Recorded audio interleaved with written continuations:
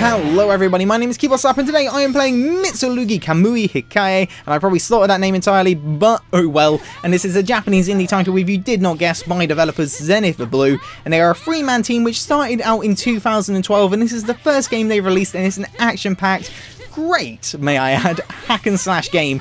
And of course the Japanese are going to be good at hack and slash games. I mean, look at Devil May Cry, which is actually quite similar to this game here, because if you've ever played Devil May Cry's Bloody Palace mode, it is very similar to that in the way that you have to fight waves after waves of monsters, and you go up higher and higher levels, and it gets harder and harder and harder, and towards the end of a level then you fight a boss, and then you go on to fight more minions, and then you get to a next boss. And it's very similar in a way of that, but it is much shorter. It is still original enough to be like, oh, this isn't just a carbon copy, it is its own title. It just sort of shares a little few similarities. There is actually a story to this game. It is very vague, it's very simple, but it's just enough to give the player a little bit of closure as to why everything is happening. And basically you play as Misa, who is a Blade Templar, and basically Blade Templars just fight demons and keep them away, and your ex-classmate has stolen the demon sword, killed your teacher, and now she has been possessed by the sword, and she is now releasing demons onto the world, and you have to stop her. It is that simple, and that's just enough to actually make the player go, okay, I know what I'm doing, let's do it.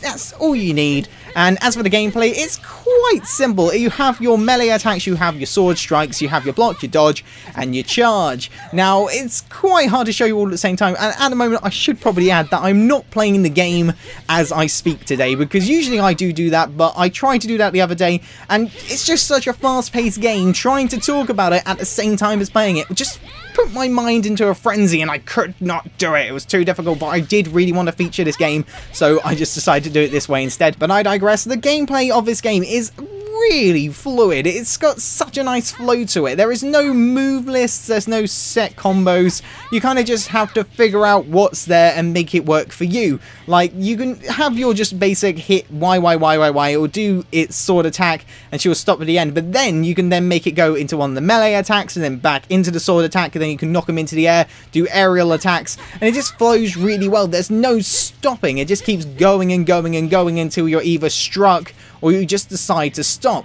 There are a few other exceptions as well in the way of moves. If they start glowing red, it means that they cannot block anymore, and it also means they are susceptible to your right trigger attack, which is sort of like a I'm drawing my sword but I'm so quick you don't even realise that I just slit your throat kind of move. It's quite stylish. It does leave you open while you're doing it, so you can be attacked during the little animation, that's the word I was looking for, but it does provide you with a little bit of extra SP which you can then go and spend on moves. Now, SP is basically your currency in the game. You get more every time you kill, and then you unlock new skills and upgrade pre-existing ones with it, but there isn't really that many skills to buy. I was a bit disappointed about how small the list is, but I guess it is just enough. This game is quite short, and at first I thought it was going to be quite long, and I didn't know how much like Bloody Palace it was going to be up until I like nearly completed the game and then died quite dramatically. But there isn't like 100 levels to this game. There's about 4 or 5, and when you consider that it's actually quite a short game, the short skill list actually makes quite a lot of sense, because if you had loads of skills and only 5 levels, you'll be playing the same 5 levels again and again just to get your character stronger on a game that you've already completed, so it does seem a bit pointless. So after I found that out, I was like, oh, okay, now it makes sense, because at first I was like, if this is like Bloody Palace, I'm going to be here for a long time, and there's really not that many skills to reward myself with. And though this game is short, it is downright difficult, and I found myself getting stuck on level 2 quite a lot on the final boss. I think it took me about 5 tries in the end. I had to keep refreshing my save and then replaying the levels that I had already done to get more SP to upgrade my skills to make him just a little bit easier, but it never seemed to make much difference up until the point I unlocked a combo which I thought was a bit game breaking, but I'll get to that more in just a moment. But I like the fact that this game has that sort of sense of achievement which games just don't have anymore, really. I feel like a lot of modern games just take the word achievement and they've sort of like slaughtered it over time. This game sort of has the, oh, I completed this game, it's not giving me a prompt, but I feel such a sense of achievement. You're like fist bumping the air, it's great. But half the time on most modern games you sort of like press the start menu, achievement, you're like, great, thanks for that. I really needed that.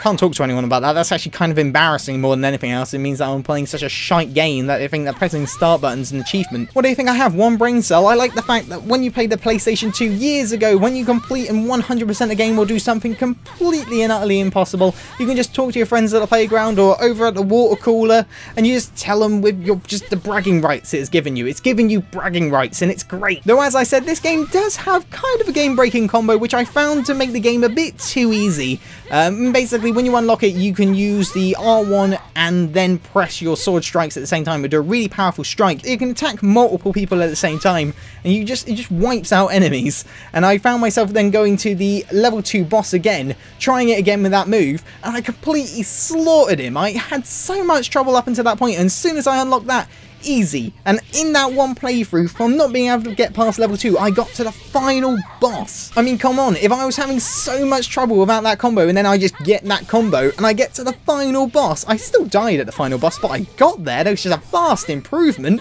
It just seems a bit odd, really. I feel like it needs to be nerfed just a little bit, but it was just too good. I mean, you can obviously just not use it and it'll be a little bit better for you, but when it's just that powerful, you feel like you just need to use it all the time. But from the get-go, you don't have that combo, and it's actually really tricky up until the point you get that combo. But that was the only gameplay issue I had. I did have another issue which is more technical, and that was the frame rate issue, because at first it runs at a kind of choppy 15 to 20 frames a second if you are recording, and then after about 15 minutes it will then go up to a nice 30 frames a second, which is still a tiny bit choppy, but it's a lot smoother compared to 15. But if you're not recording, it will start out at about 25 to 20, and then after a while it will go up to a really smooth 60 frames a second, which looks fantastic, and you get some really nice fluid gameplay out of it. But it does take a while for it to get up to that point, and I don't know if it's my problem, I don't know if it's my hardware, I don't know if anyone else is going to have that problem at all, but it did seem to be quite a recurring thing after changing settings and everything. I even turned off the HDR function and stuff like that, which makes the game look just a little bit prettier. It didn't actually make any difference, so I don't know if it's the game or me, but either way, it's a minor inconvenience. It does get better as you play, which I know a game shouldn't do that. It should just be as good as it's going to be right from the get-go. But it is an indie title, and I can forgive it, and it's still a great game. It does provide some great gameplay. In the way of enemies, they are pretty easy to predict. Even the final bosses, they are just kind of, after they've done the moveset once, you sort of know what you need to do.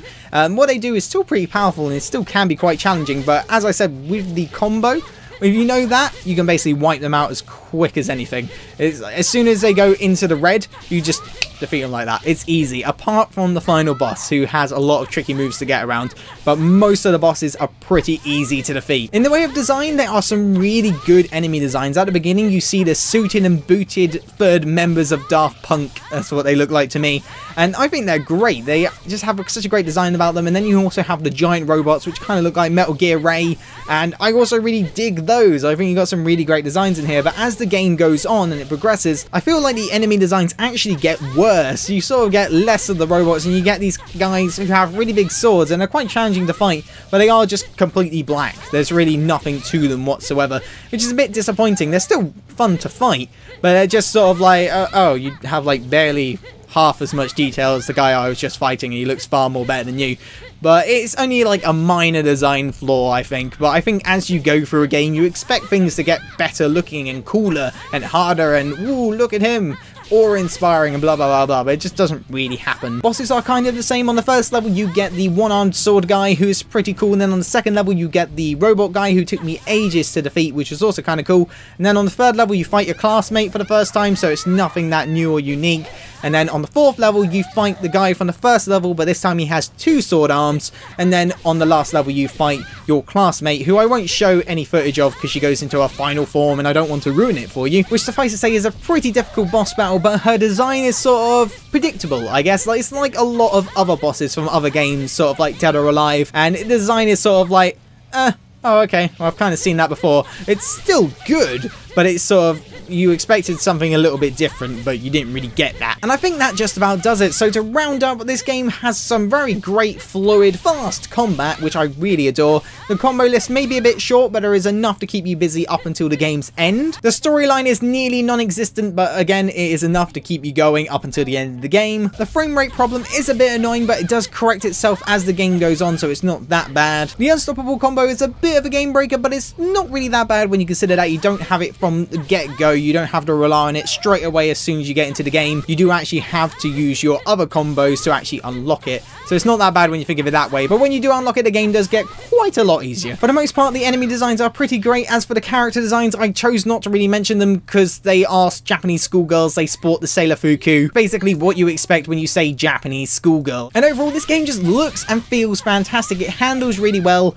and it's just a really good game. And when you consider that it was only made by 3 guys, you can just see them going up in the game industry from here. Because though this game does lack substance in some areas, such as the game length and the story, it's still a really good game. It's missing the meat of making it into a really good full title, but I imagine that the next game is just going to be even better than this, and it's just going to have so much more to it. This game is now on Steam Greenlight, so I highly suggest you guys go and check it out and give it a thumbs up if you like it. And if you really want to play it now, then head over to playerism.com and you can pick it up for about $15, which I think is about £12 if you convert it. I'm not 100% sure. I'm not really up with my currency rates. But anyway, this has been Mitsurugi Kamui Hikae, and I really enjoy what they've done here, and Zenith Blue, I can just see them going quite far in the future, and I hope you enjoy this game as much as I have. My name is KeyboardSlapper, and I will see you guys in the next one. Farewell!